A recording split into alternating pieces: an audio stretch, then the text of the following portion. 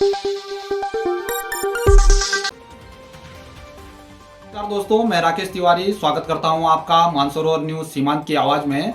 कल शाम को 4 बजे के आसपास धारचूला एलधारा के भूस्खलन क्षेत्र से धारचूला में एक भारी बोल्डर गिरने से 6 परिवारों के आवासीय भवन जमींदोज हो गए हैं, जिसके बाद से ही आज पूरा दिन अफरा तफरी भरा रहा। लोग काफी परेशान रहे। जहां एनएच बंद होने से तीनों वैलियों के साथ ही दर्जनों गाँव के लोग परेशान रहे।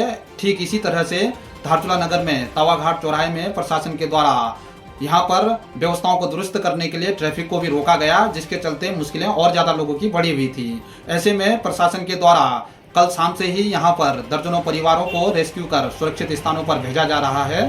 प्रशासन के द्वारा हालत की गंभीरता को देखते हुए एनडीआरएफ, एसडीआरएफ तथा कुमाऊं स्काउट सेना की भी मदद ली गई है और लगातार सभी जवान मुस्तैदी से यहाँ पर काम कर रहे हैं। लेकिन आज धारचूला के स्थानीय लोगों में काफी आक्रोश देखने को मिला। लोगों ने बीआरओ और सरकार के खिलाफ जोरदार प्रदर्शन भी किया। आज हमने पूरी परिस्थितियों को लेकर स्थानीय लोगों से, आपदा पीड़ितों से वार्ता की है। आज का जो हमारा अंक है, इसमें धारचूला की विषम परिस्थितियों को लेकर जनता की वार्ता आप लोगों के सामने हम लाने जा रहे हैं। मल्ली बाजार के वरिष्ठ व्यापारी श्री ओम प्रकाश वर्मा जी, और लंबे समय से स्थानीय लोग यहाँ पर मांग कर रहे थे कि जो ऊपर एनएच में एलधारा के पास भूस्खलन हो रहा है, उसमें निर्माण की मांग कर रहे थे। लेकिन आखिरकार वही हुआ जिसका लोगों को डर था, और यहाँ पर आपका पूरा भवन जमींदोज हो गया है। साथ में 2 परिवार और हैं। कुल 6 परिवारों को यहाँ पे नुकसान हुआ है।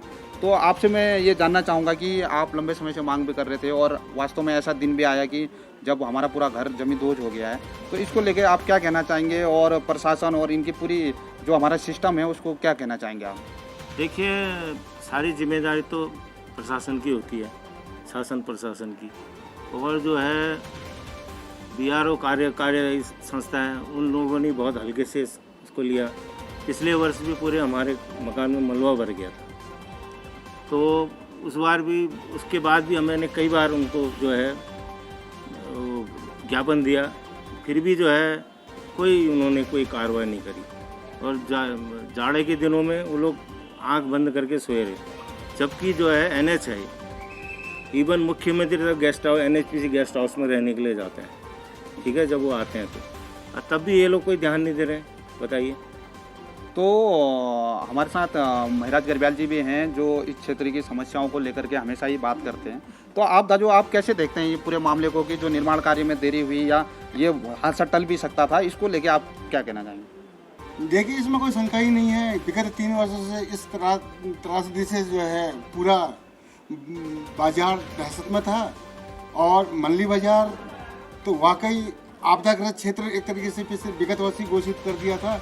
जब वर्मा जी के मकान में सारा मलबा घुस गया था, तो नगर पंचायत के माध्यम से उसमें का जो सफाई हुआ, और जो ये मलबा आया ये एनएच पर तवाघाट, टनकपुर तवाघाट लिपू रोड मार्ग पर आया था, और जिसकी कार्यदायी संस्था और जिसकी जिम्मेदारी पूरा जो है बीआरओ की थी, और बीआरओ का बनता है।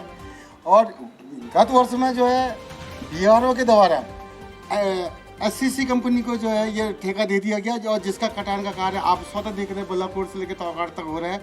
जगह जगह मार्गों को अवरुद्ध कराकर 50 मशीनें डंपर लगा रखी है। मगर उन्होंने समय रहते उचित ये नहीं सोचा कि इस भूसंकलन क्षेत्र में जो है आपदा से बचाने के लिए यहाँ पर जो है मशीनों को लगाकर उचित कार्य और जो है इस मलबे को रोकथाम के लिए कार्य किया जाए। मगर मेरे समझ में एक चीज़ और नहीं आता है कि विगत वर्ष से इस जल को रोकथाम करने के लिए कार्यदायी संस्था जल संस्थान के द्वारा सिंचाई विभाग के द्वारा जो है एक निविदा डाली गई, और वो निविदा डालने के पश्चात जो है वो निविदा को कैंसिल कर दिया गया। क्या किया या इसकी जो है जानकारी शासन प्रशासन और जनता को सिंचाई विभाग को देना पड़ेगा, और वक्त रहते उस पैसे का उपयोग और इस रोकथाम करने के लिए क्यों नहीं किया? अगर समय रहते कार्य करते तो आज इतने बड़े त्रासदी से इन 6 परिवारों को जो है का मकान जमींदोज होकर जो सड़क पर आने की स्थिति नहीं होती।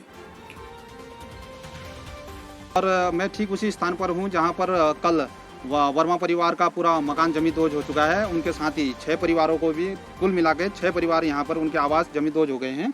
तो ब्रजेश भाई, आप बताइए कि आप लोग लंबे समय से मांग कर रहे थे, कल आपकी भी दुकान में नुकसान हुआ है, तो इस पूरी घटनाक्रम को आप कैसे देख रहे हैं? यार जी, ऐसा है, पहले तो ये फर्स्ट टाइम होता तो कोई बात थी, ठीक है, ये तीसरी बार का है ये लास्ट ईयर भी हुआ था और उससे पहले साल भी हुआ था। और शासन प्रशासन को लगातार हम लोग विगत 3 वर्षों से हम लगातार हम बोल रहे हैं, ज्ञापन दे रहे हैं। कहीं कुछ बीआरओ वाले बोलते हैं सिंचाई विभाग करेगा, सिंचाई विभाग वाले बोलते हैं बीआरओ करेगा। अब समझ में नहीं आ रहा कौन क्या करेगा। अरे पहली गलती तो ये हुई कि जब बरसात जब स्टार्ट हुआ तो उस टाइम इन्होंने जेसीबी मशीन ऊपर चलवा दी और उसके बाद ये सारे लोग फेसबुक में अपना शेयर करने लग गए कि हमने ये जेसीबी चलवाया, मलबा साफ किया। आज ये उसका ये जो ये परिणाम है, इतना दुष्परिणाम हुआ है ये है।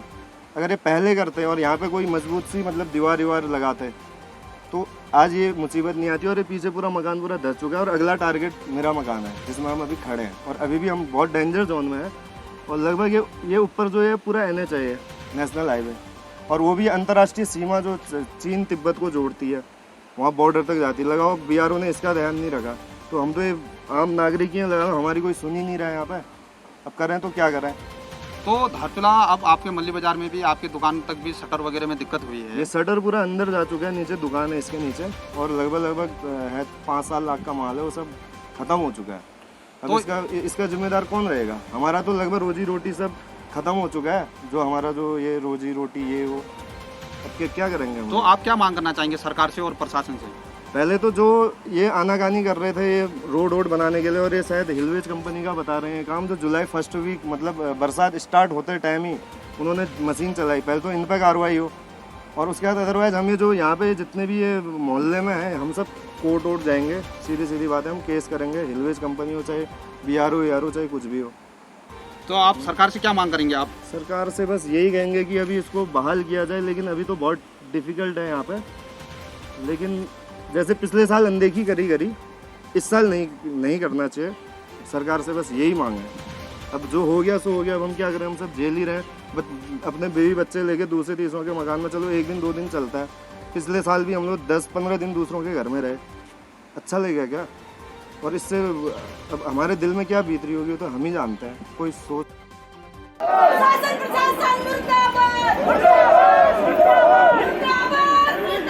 से हमारा धारचूला खतरे में आ गया है और विगत 3 साल से शासन प्रशासन के माध्यम से हम लोगों ने अनुरोध किया था कि इसका ट्रीटमेंट बीआरओ से कह के अतिशीघ्र किया जाए, लेकिन आज तक हमारी बातों को सुना नहीं और शासन ने भी नहीं सुना। इसलिए आज कल रात को इतनी बड़ी घटना हो गई और पूरा धारचूला इसके जद में आ गया है और खतरे के जद में है। आज तक इतनी बड़ी खबर पूरे जो चैनलों में आ रही है, लेकिन हमारी सरकार यहाँ देख नहीं रही है। अभी तक कोई सरकार का बंदा यहाँ पहुँचा नहीं है और कोई बड़े अधिकारी यहाँ पहुँचे नहीं है। पूरे जमीन ऊपर बाजार के पूरे मकान जो है उसमें पूरे मलबे के चपेट में जो है जमींदोज हो गए हैं। इसलिए हम लोगों ने पूरा प्रार्थना करते हुए आए। इसके संज्ञान में व्यापार मंडल ने जो है एक आंदोलन भी किया और वहाँ पर अनशन भी बैठे कि इसका ट्रीटमेंट किया जाए, लेकिन किसी ने भी सुना नहीं। आज ये हुआ जिसका कारण है कि आज ये जो इतनी बड़ी आपदा आई वो बीआरओ के घोर लापरवाही के कारण हुआ है। हम अनुरोध करना चाहेंगे कि इस एरिया का 500 मीटर पूरा स्क्वायर मीटर 500 स्क्वायर मीटर जो है आर्मी को दिया जाए, क्योंकि बीआरओ से तो हमारा जो है पूरा विश्वास हट गया है। इसलिए ये पूरा एरिया आर्मी को दिया जाए, जिससे कि आर्मी अपने स्तर से इसमें ट्रीटमेंट करेगी और इसमें जो है कार्य करेगी। ऐसी आशा के साथ हम पुनः जो है शासन प्रशासन से अनुरोध करना चाहेंगे, माननीय मुख्यमंत्री जी से अनुरोध करना चाहेंगे कि दैवीय आपदा में एक बार धारचूला पहुंचकर इस दैवीय आपदा का समाधान किया जाए। धन्यवाद। अभी मेरे साथ हैं धारचूला के स्थानीय और युवा पत्रकार संतोष दरियाल जी हैं और आपसे हम लोग मानसरोवर न्यूज़ के लिए ये बातचीत करना चाह रहे हैं कि जो ये पूरा घटनाक्रम हुआ क्षेत्र में, जो ये आपदा के बाद कल 6 परिवारों के घर जमींदोज हो गए हैं, तो इस पूरी घटना को आप कैसे देख रहे हैं और आप क्या कहना चाहेंगे? तो सबसे पहले तिवारी जी आपका धन्यवाद, मानसरोवर न्यूज़ में हमें ये बोलने का अवसर मौका मिला। रही बात जो आप कल जो घटना घटित हुई है, भगवान न करे किसी के गाँव में या किसी घर में ऐसी परिस्थितियाँ नहीं आनी चाहिए, और भी तो खैर वो है, अब उसको हम बदल नहीं सकते हैं। रही बात स्थानीय और प्रशासन की दोनों की आपसी कोऑर्डिनेशन से बहुत कुछ बच चुका है, अभी जान माल का कोई खतरा नहीं हुआ। रही बात इससे सबक सीखने की बात हो तो धारचूला में ऐसा नहीं है कि इससे पहले कई आपदाएँ आई हैं, कई सारी परेशानियाँ झेली हैं, तो उससे सबक सीखने की ज़रूरत है। और स्थानीय प्रशासन को भी और सहायकी जनता को भी। जनता अगर आप धीरे धीरे सबक नहीं सीखेंगे तो आने वाले भविष्य निकट में हमारे लिए और ज़्यादा दुविधाएँ होंगी, समझ रहे हैं। तो उससे क्या होगा कि अगर अभी सबक सीखेंगे तो आप हम खुद से ही तटस्थ होंगे, फिर दूसरे पर डिपेंड नहीं रहेंगे। और रही बात दूसरा ये है कि जो प्रशासन है, प्रशासन का उनका ढीला जो रवैया है उससे हम बिल्कुल कह सकते हैं। पर अभी वर्तमान समय में जो हमारी प्रशासन है, टीम है, उन्होंने बिल्कुल कल मौके से उन्होंने सबको 50 से 60 परिवारों को अपने घर से दूसरी जगह स्कूलों में और नीचे TRC में इत्यादि जगह में ट्रांसफ़र कराने से उससे क्या हुआ कि जान माल का खतरा नहीं हुआ। सबसे बड़ी बात तो ये है कि बोल्डर पूरे दिन में आ गया था, नहीं तो अन्यथा बहुत सारा जान माल का खतरा होने की संभावना थी। तो आप एक पत्रकार होने के नाते और स्थानीय नागरिक होने के नाते ये पूरे प्रकरण में किसकी आप गलती समझ रहे हैं कि ये मामला माना कि निर्माण कार्य 3 वर्ष हो गए और कब से यहाँ स्लाइडिंग हो रही है, तो इसको आप कैसे देख रहे हैं कि ये 3 लोगों की गलती आप मानते हैं? तो बिल्कुल सबसे पहले तो मैं मानता हूँ कि हम स्थानीय जनप्रतिनिधियों और स्थानीय लोगों का है। अगर हम जब तक आप खुद से नहीं कहेंगे तो प्रशासन क्या करेगी।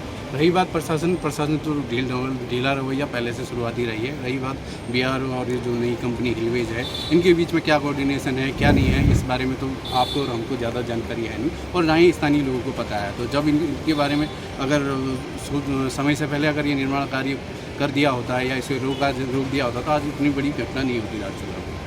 तो आज दिन भर जो कल आपदा के बाद की जो आज दिन रहा धारचूला का, तो स्थानीय लोगों को क्या परेशानी रही और कितने मतलब कि क्योंकि यहाँ पर आपके जहाँ से NH बंद है, क्रांति, जुम्मा, हमारी 3 बेलियाँ, दर्जनों गांव हैं और जो बाज़ार में लोग आ रहे थे, आज दिन भर कैसा व्यापार रहा और किस स्थिति में आज धारचूला रहा, ये बताइए। आज व्यापार की नज़र से देखा जाए तो बाज़ार ऑलमोस्ट पूरा ठप हो चुका है।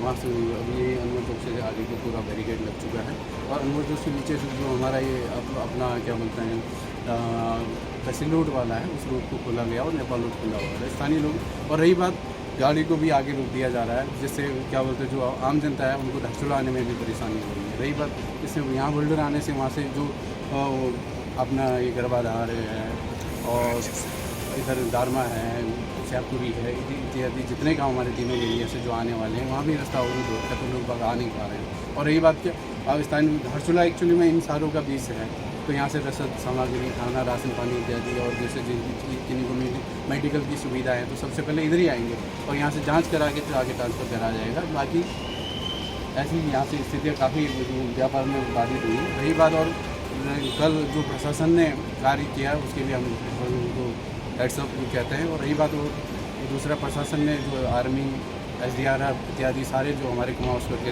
रात भर से जो लगे हुए थे उनको भी धन्यवाद करना पड़ेगा। वो अभी भी लगे हुए हैं, इनके लिए भी बहुत बहुत धन्यवाद करना पड़ेगा। बताइए। तो पूरा धारचूला परेशान है, NH बाधित है, मेन हमारा जो चीन सीमा है ये NH बाधित है, तो इसको आप मतलब कि लापरवाही समझ रहे हैं या क्या कि इतनी दृष्टि की ये महत्वपूर्ण सड़क थी और इसको गंभीरता से नहीं लिया। मैं बस आपकी ये अंतिम आपका ये इसमें विचार लेना चाहूँगा कि इसको कैसे देखेंगे आप? बिल्कुल, जिस हिसाब से आप कह रहे हो कि ये त्रिकोणीय है, हमारी यहाँ पे नेपाल भी है, चाइना भी जुड़ा हुआ है, जिससे और हम भारत हैं, हम दो सीमाओं से जुड़े हैं। और तो उन्हीं प्रशासन ने इसमें हालांकि जिस हिसाब से अभी रोड की गति चल रही है उस हिसाब से और तीव्र गति से काम करना चाहिए था, जिससे स्थानीय लोगों को बचाया जा सकता था। हम लोग बिल्कुल ये कह सकते हैं कि ये प्रशासन और BRO की क्या बोलते हैं आपस में बिना कोऑर्डिनेशन के चक्कर में आज धारचूला को उनका खामियाजा भुगतना पड़ा है। बहुत बहुत धन्यवाद संतोष जी। चाह रहे हैं कि जो स्थिति हमको दिख रही है, कल 29 तारीख को बहुत बड़ा बोल्डर और उसके साथ जो मलबा आया उससे विद्यालय से लगे हुए 2-3 मकान पूरे जमींदो हो गए और नीचे वर्मा जी का मकान जमींदो हो गया और विद्यालय का आधा हिस्सा पूरा साफ हो गया है। उसमें फर्नीचर वगैरह, पानी की टंकी और 2 कमरे और शौचालय वगैरह थे, वो सारे बह चुके हैं और विद्यालय के पीछे भी मलबा आया है। प्रशासन अभी विद्यालय में जाने नहीं दे रहा है। दूर से देखने में लग रहा है कि पीछे कमरों में भी मलबा शायद भरा होगा।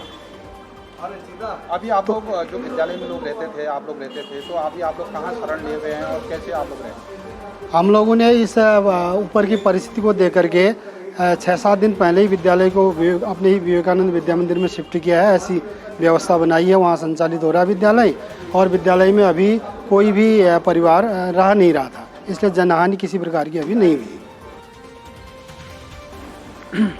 सबसे पहले मैं ये कहना चाहूँगा कि ये जो विगत 3 वर्षों से जब से ये शुरू हुआ है स्लाइडिंग का, तो उसमें अगर शासन प्रशासन ने अगर गंभीरता से लिया होता तो आज ये हालात देखने को नहीं मिलता।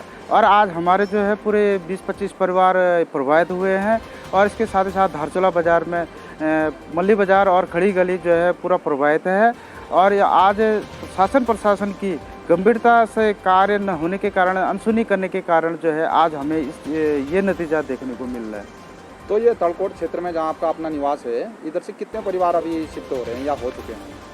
अभी लगभग अभी हम लोग जो है 20-22 परिवार जो शिफ्ट हो गए। अभी आज जो है 2 परिवार शिफ्ट हो रहे हैं, और क्योंकि हम खतरे की जद में हैं। यहाँ पे हल्का हल्का आपदा आया था और 7-8 मकान उसमें भी ध्वस्त हो गए थे, और तब मुख्यमंत्री जी भी आए थे यहाँ जब पिछले साल, तो उन्होंने भी कहा था कि इसका मल्ली बाज़ार से लेकर नौगांव तक का ट्रीटमेंट किया जाएगा और इसके काम सिंचाई विभाग करेंगे कह के उन्होंने बोला था। और कमिश्नर साहब भी आए थे यहाँ, अरविंद यांकी जी, उन्होंने भी बोला था कि सिंचाई विभाग इस काम को देखेगी, लेकिन सिंचाई विभाग द्वारा अभी तक इसमें कोई कार्रवाई नहीं किया गया है और इसकी शिकायत अभी सीएम साहब से भी किया जाएगा। और इसमें हमने सीएम साहब कार्यालय को भी कल अवगत करा दिया गया है, क्योंकि अगर इसका ट्रीटमेंट या सही ढंग से प्लानिंग नहीं होगा तो धारला बाज़ार नहीं बच पाएगा। तो एनएच भी अभी बंद है, तो जो कार्यदायी संस्था ये एनएच चौड़ीकरण का कार्य कर रही है, तो इसको आप कैसे देख रहे हैं? जो एनएच ने यहाँ पर काम किया, हमने कहा था कि एनएच अभी इसमें बरसात तक काम न करे, या बरसात काम करेगी तो या पूरा ही काम करे, यहाँ पर पूरा ट्रीटमेंट करे, लेकिन उन्होंने अंदर तक इसको काट दिया और उसके बाद छोड़ दिया, और जिस कारण से ऊपर का जो बेस था वो कमज़ोर हो गया और पूरा आ गया, स्लाइड आ गया, और आगे इससे भी अधिक आने की पूरी संभावना है। भूस्खलन की दृष्टि से पिछले कुछ दिनों से खतरनाक स्थिति में थी, और विगत 2 महीनों में जो हमने कुछ काम करवाए थे वहाँ पर सुरक्षा की दृष्टि से बीआरओ और एचसीसी के द्वारा, तो कल 4 बजे के करीब जो एक भूस्खलन हुई, बड़ी पत्थर आई, तो उसने रोका पत्थर को, जो वहाँ पे क्रेड वॉल के थ्रू रुका, तो उसमें हमें करीब 2 घंटे का टाइम मिला, जिसमें कि हमने करीब 50 से 55 परिवारों को इवैक्यूएट कराया।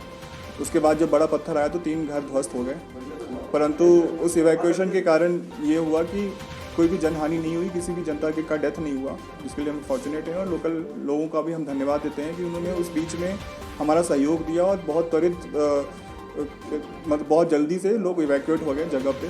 बाकी हमने लोगों के रहने की व्यवस्थाएं करा रखी हैं, टीआरसी में भी व्यवस्थाएं हैं, जीआईसी में व्यवस्था है, और जो हमारा एक हॉस्टल है वहाँ भी व्यवस्था है, खाने की व्यवस्था है, रहने की व्यवस्था है। उसके बाद अन्यत्र भी अगर हमें ज़रूरत पड़ेगी तो हम व्यवस्थाएं कराएंगे। प्रशासन पूरी तरह से जिन लोगों को इवैक्यूएट कराया गया है उनकी व्यवस्थाओं के लिए पूरी तरह से तैयार है। और आगे जो हमारा अभी जो रोड पे जो अभी मलबा आया हुआ है और जो नीचे में जो घर ध्वस्त हो गए हैं वहाँ पे जो मलबा आया हुआ है उसको क्लियर करने की हम तैयारी कर रहे हैं। वो हमारे जो ब्रेकर हैं, जैसे कि मौसम को देखते हुए और जो स्टेबिलिटी है उस अभी जो स्लाइड है उसकी स्टेबिलिटी को देखते हुए हम अभी डिसाइड कर रहे हैं कितनी जल्दी है हम उसको क्लियर करने की कोशिश करें और क्लियर कर दें। जनता से मैं ये अपील करना चाहूँगा कि जो हमने कर्फ्यू जोन्स जो हमने निर्धारित कर रखे हैं, कर्फ्यू जोन्स जहाँ पे कि मलबा आने की स्थिति है, पत्थर गिरने की स्थिति है, वहाँ से हमने लोगों को हटा रखा है। तो मैं जनता से ये अपील करना चाहूँगा कि प्लीज़ वहाँ पे ना जाएं, वहाँ पे कोई मूवमेंट ना करें, क्योंकि कभी भी अगर पत्थर ऊपर से गिरता है तो कोई जनहानि हो सकती है। तो मेरी पब्लिक से ये अपील रहेगी कि वहाँ पे मूव ना करें और जो प्रशासन के मैसेज पे भरोसा करें, और अगर कोई ऐसे हानिकारक सूचनाएं देते हैं या कुछ गलत तथ्य होते हैं तो उस पर भरोसा ना करें।